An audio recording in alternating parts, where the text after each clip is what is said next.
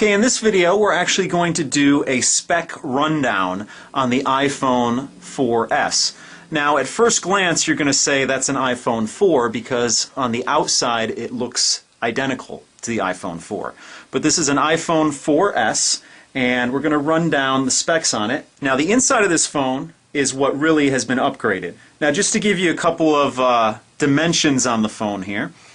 The phone is 4.5 inches high and 2.31 inches wide, and the depth on the phone is 0.37 inches in depth here. And it weighs 4.9 ounces. Now if you're using the metric system, the height is 115.2 millimeters by 58.6 millimeters by 9.3 millimeters. And it weighs 140 grams. Now this is a world phone and it makes sense for Apple to make it that way, so they only have to make one model. This is on the AT&T network here in the United States, but this same phone could work on a CDMA network and it could work outside of the country. So the bands on it are UMTS, HSDPA, HSUPA, and the bands are 850, 900, 1900, and 2100 megahertz. Also, it's a GSM Edge phone, and the bands are 850, 900, 1800, and 1900 megahertz. The CDMA abilities on this phone include CDMA EVDO Rev A at 800 and 1900 megahertz. The wireless on the phone is 802.11b, G, and N. And the Wi-Fi is 802.11n, 2.4 gigahertz only. So it's not dual band. It has Bluetooth 4.0 wireless technology. Now the phone accomplishes geolocation by assisted GPS, digital compass, Wi-Fi, and cellular triangulation. Now one thing where this phone is set apart from all the other phones pretty much on the market right now is the display.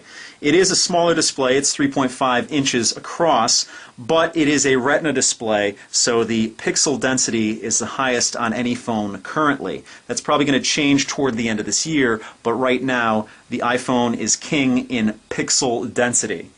The screen resolution is 326 pixels per inch, and it measures 960 by 640 pixels. The contrast ratio is 800:1.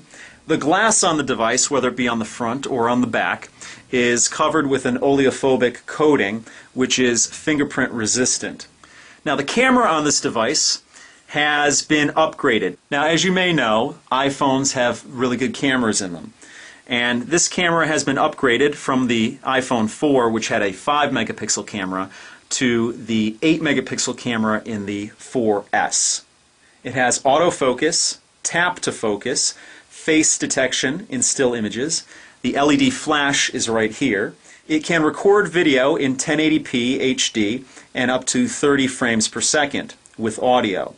It has video stabilization, and the front camera is VGA quality here. So if you do FaceTime, it's VGA quality and up to 30 frames per second. And it has photo and video geotagging in the device as well, as a lot of cell phones do. Now, in my first video, which was the actual unboxing of this phone, I took you on a device tour. I do want to correct a couple of things in there, just minor corrections. On the top, there's a small mic next to the 3.5 millimeter headphone jack. That's a noise cancellation microphone. Now on the bottom of the device, I said that these were speakers, and then I corrected it to say that they were mics. Well, I was right both times. Over here, on the left side of the bottom of the phone, you have a microphone. So that's when you're talking into the phone, you hold it up to your face, that's what's picking up your speech. Over here is an external speaker here. So you have a mic and a speaker down here. And on the side of the device here, this switch is a mute switch. So you can bring it to silent or bring it back to full functioning audio on it. Now Apple's really good when it comes to their batteries, and in this phone it has a built-in rechargeable lithium-ion battery, which is not user replaceable. So when your battery goes dead, or not goes dead, but when it won't take a charge anymore, you have to have it replaced at an Apple store. Most people will probably wear through their phone first before they wear through their battery though. So that's a plus unless you're a real power user and you want to use multiple batteries. If that's the case, then the iPhone probably isn't for you.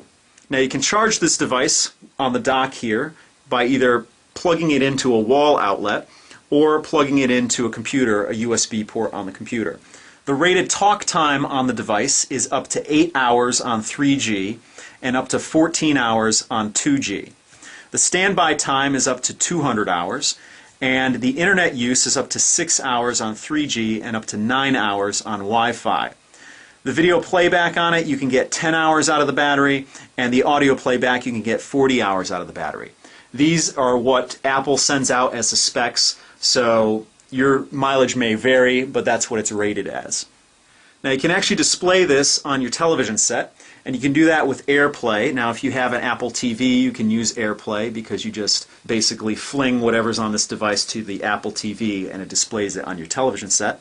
You also have video mirroring and video out support up to 1080p with Apple Digital AV Adapter or Apple VGA Adapter, which are sold separately. You have a video out support at 576p and 480p with Apple Component AV cable. You also have 576i and 480i with Apple Composite AV cables, which again are sold separately. Now obviously, as I showed you in the unboxing, the device comes with headphones. You have Apple earphones with remote and mic, and the frequency response on those headphones is 20 Hertz to 20,000 Hertz. You have a couple of different sensors in here. You have a 3-axis gyro, an accelerometer, a proximity sensor, and an ambient light sensor. The system requirements on the phone are an Apple ID, internet access, and syncing with iTunes on a Mac or a PC.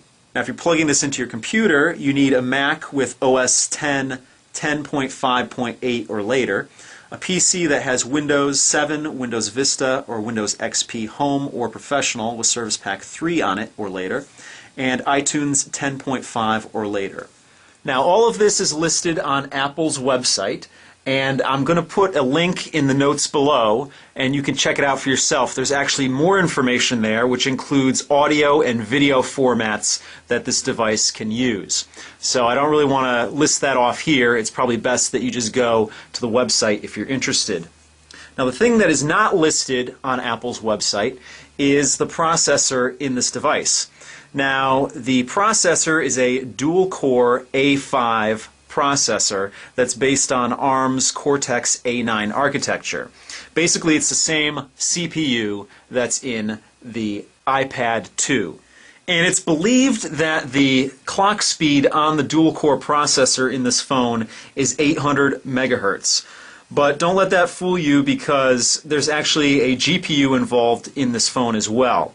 Now, it's always important to note that you really can't compare, let's say, this phone to another phone out there as far as pure hardware spec-wise is concerned, because they're running different software, and one software might actually be less demanding than another software out there. The best way to compare devices is in actual real-world situations, and that's why I like to do versus videos, where you actually pit one device versus the other. Because on paper, one device might be stronger than the other, but in practice, it might be different. So stay tuned, because I'm actually going to pit this device against several other devices. Now the iPhone 4S here is running off of iOS 5, which is the latest iOS version out there right now, and it just came out a couple of days ago. If you have an iPhone 4, you can download it and try it out for yourself. I can't vouch for the speed of it though. I can't vouch for the performance on the iPhone 4 because that is only a single core device. Much like the iPhone 4, the iPhone 4S has 512 megabytes of RAM. There are phones on the market with 1 gigabyte of RAM. This phone has 512 megabytes. And the last thing I'm going to cover here is the price. This phone, off contract, cost me $744 out the door. That included tax and everything. It's a $699 phone.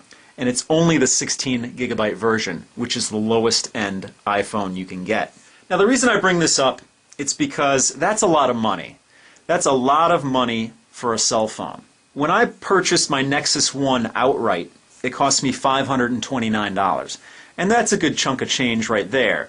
But $744 is a lot of money. And for people who are in the middle of their contract, like myself, it's really a deterrent to getting, maybe switching over or, getting a new iPhone. It's really a lot of money. And I don't begrudge any company for making money, because that's what companies do. They're in the business of making money. So I don't begrudge them at all. But $744 is quite steep, and some might consider overpriced. I'll tell you this right now, if I did not have this tech channel, I definitely would not have put down $744 for any phone. So that pretty much does it for this video. Like I said, you can check in the description below if you want to delve a little bit deeper into the video and audio file formats that this device uses. And stay tuned for more videos that I'm going to do on the Apple iPhone 4S. And if you're interested, I have many other videos on many other different devices on my channel. I have well over 200 videos up now. So feel free to check them out. So that pretty much does it for this video. I'll see you guys next time.